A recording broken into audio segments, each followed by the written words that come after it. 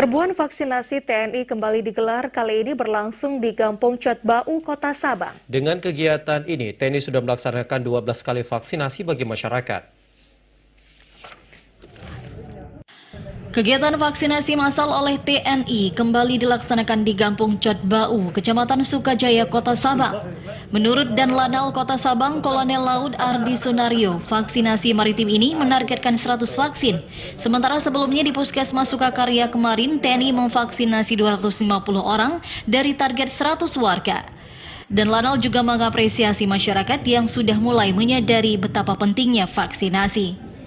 Kita laksanakan serbuan vaksinasi secara nasional di Kampung Cotbau di Sabang. Jadi ini merupakan kegiatan, kalau kita bisa sampaikan bahwa kegiatan ini mungkin sudah 12 kali ya kita melaksanakan serbuan vaksinasi. Nah, ini program nasional dan program ini contoh di negara-negara asing, negara-negara lain itu memang sudah dilaksanakan. Dandim 0112 Letkol CZI Istiarto juga mengungkapkan kegiatan kali ini merupakan bukti kesiapan dan solidnya sinergi 3 matra TNI dalam mendukung vaksinasi sebagai program pemerintah terutama di Kota Sabang. Itulah supaya terwujud imunitas kekebalan masyarakat sehingga bisa dikatakan kita aman dari COVID kalau sudah terpenuhi target itu.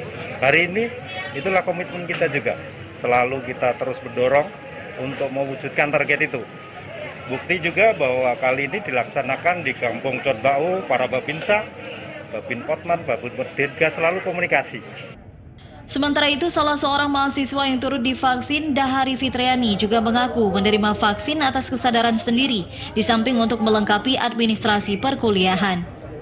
Kalau bisa mencegah COVID, sekalian biar ada lebih mudah untuk surat jalan, sekaligus untuk memenuhi kebutuhan dari kampus, karena kan diminta surat COVID. Dari Sabang, Mahfud TVRI Aceh melaporkan.